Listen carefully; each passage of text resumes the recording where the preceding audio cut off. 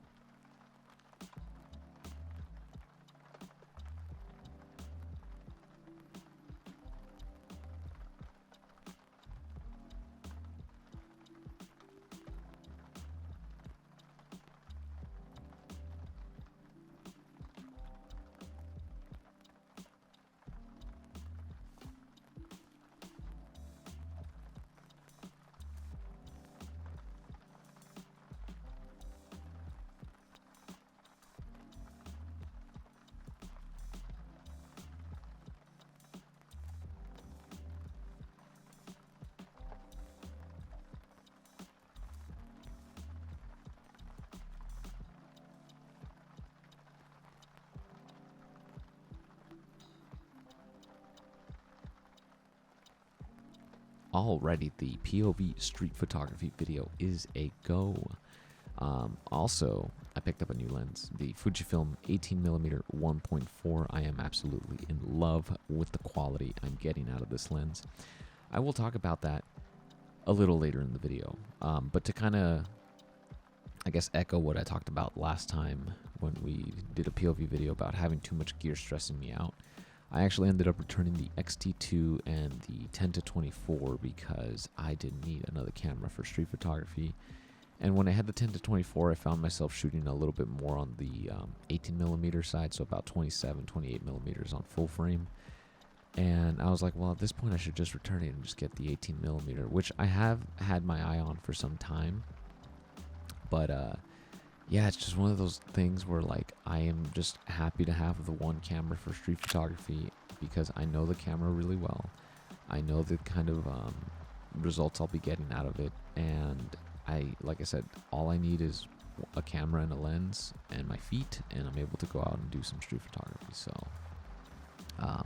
oh, also, I highly encourage you to wear headphones for this video because I did loop some rain sound effects underneath the music. I don't really know if you could hear it all that well if you're not using headphones.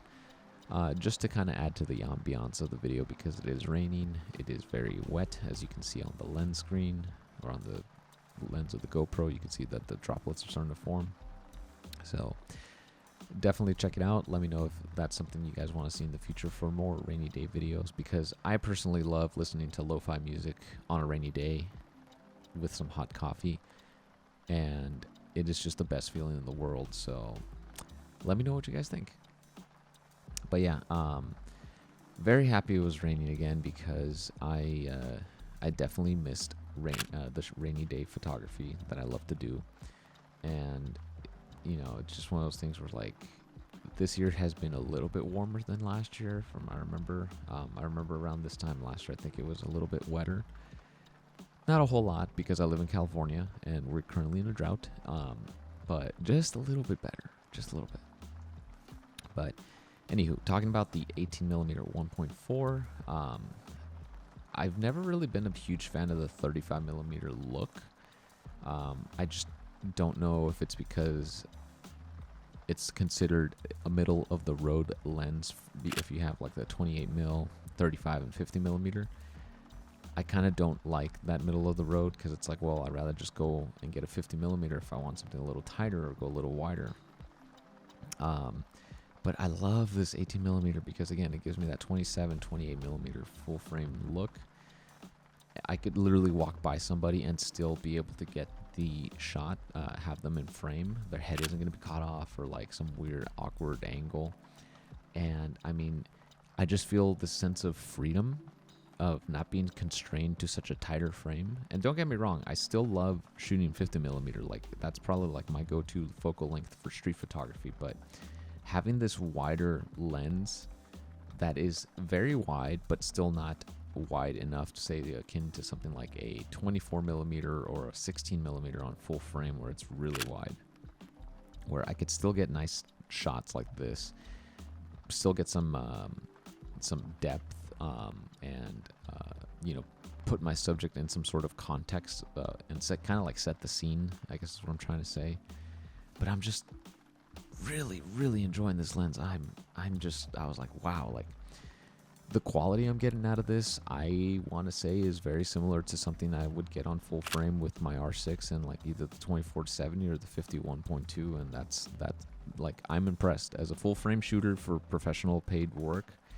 I'm impressed with this little camera and this lens. And yes, I am now a believer of the APS-C format, because it really, you know, I think this is what really makes Fuji different than everybody else. Like, everyone's going full frame, but Fuji really put all their time and effort into making some fantastic APS-C cameras and really showing you that APS-C is not dead. And they have a very robust lineup that a lot of people are still able to buy into and get professional results, or are professionals and just want a smaller camera kit. Because I will say, as a full frame shooter, carrying all that heavy equipment, sometimes I was like, oh, sometimes I want a smaller setup, but you know, I'm invested in my Canon setup, so I'm not going to get rid of it. But I do like this setup for Fuji for street photography. And you know, so I have the 18mm paired with the 35 f2, the Fuji Chron, and I guess this is like a Fuji Lux, I think, if I'm saying that right. But it just, yeah, I really don't need anything else. Like, I think 50mm is the tightest I would like to go. I mean, yeah, I would love the 56, but again, because I like doing this kind of stuff where I'm out in the rain getting wet, I rather just wait for a refresh and see if they do add weather sealing to it. But just the reason I'm considering the 1.4 33mm now is just because I love the quality I got out of this 18mm, and I know it's going to be very similar for the 33-1.4, and I really want that. I love how fast the autofocus is because of the linear motor.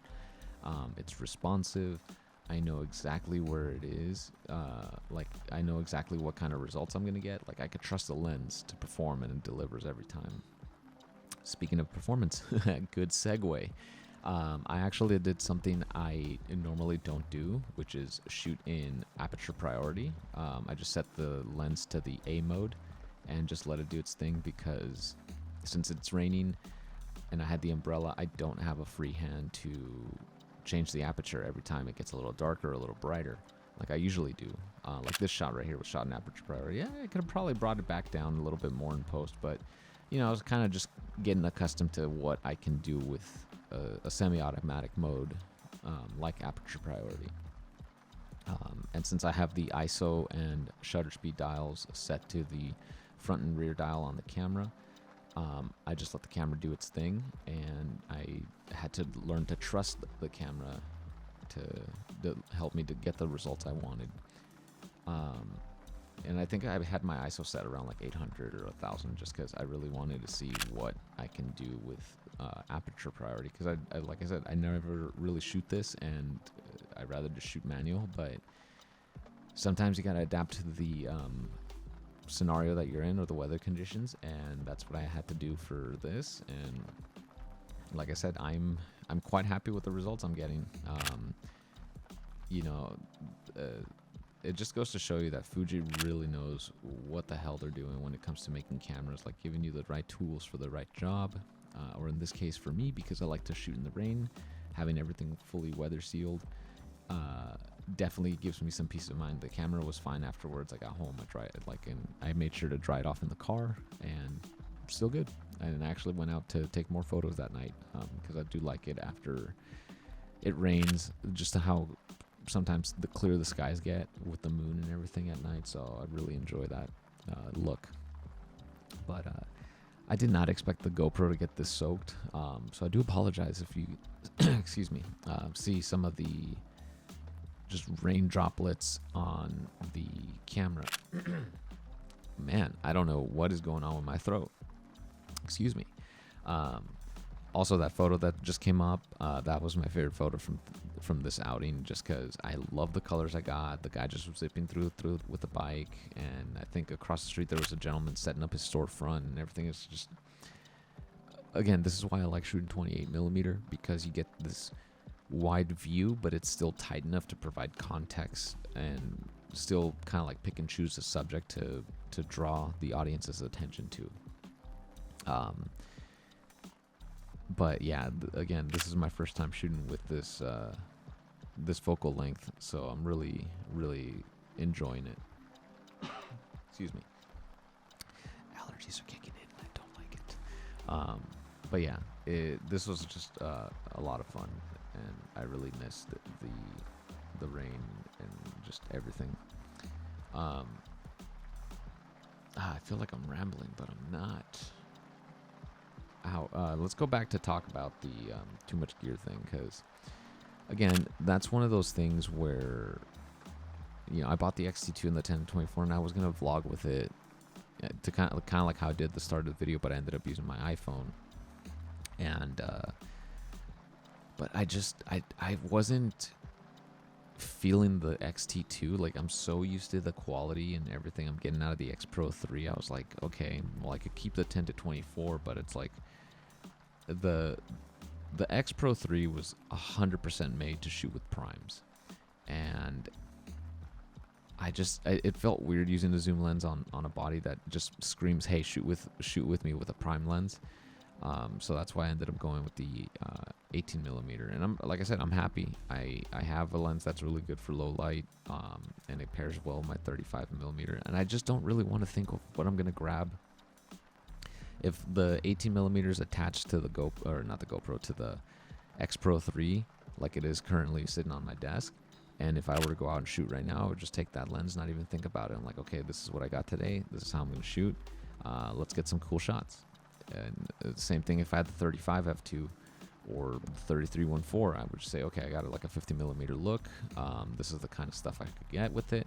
Let's just go out and have fun. And that's the important thing when it comes to not stressing about gear, is just having fun. I feel like nowadays we're so obsessed with gear because of all the YouTube videos. I think a couple days ago, I think DJI announced its new camera, which is pretty awesome, that 4D Ronin with the built-in gimbal and everything. But it's like, you literally open up YouTube that day and there's like 20 videos from like everybody talking about the exact same camera, and it's just like, okay, cool, like I'll watch a couple.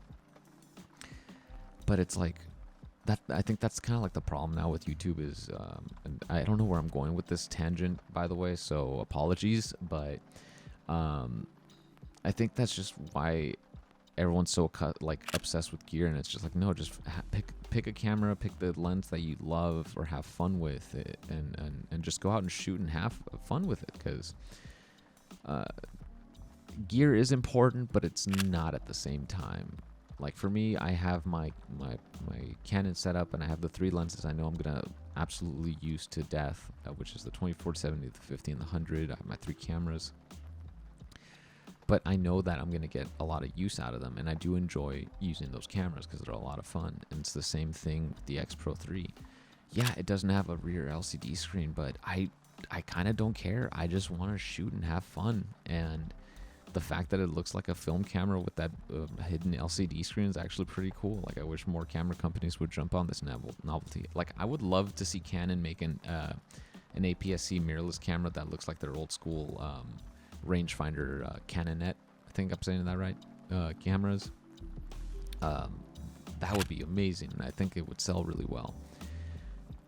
But again, it's like, when did we get so obsessed with gear and not put enough emphasis on going out there and using the said gear to make content like this or whatever? You know, and it's just like, I feel because everyone does the same kind of video nowadays in terms of like, oh, hey, new camera, and here's like 20 different videos of the exact same thing, talking about the exact same thing. I don't know, it kind of just kills it for me personally. Like, I'm like, okay, it's just a bunch of hype right now. Like, I'm sure the equipment's fine and great, but at the same time, it's just like, I really don't know, like I don't feel inspired to go out and like buy it or play with it, because it's like, okay, I've seen all these videos, I get tired of it, and it kind of just takes the fun out of it. So, which is why I kind of don't like to do reviews, but at the same time, I guess these kind of videos could be considered reviews, because I am watching or using a lens and a camera out in certain conditions, and people might have questions. But yeah, I have no idea where I was going with that tangent, but we're at the end of the video, so thank you guys so much for watching today's video. If you found this video helpful, give it a thumbs up, or if you found it entertaining, give it a thumbs up. If you did not, double tap the thumbs down button twice. Trust me, it works, and I'll see you guys in the next one. And remember, be badass. Peace.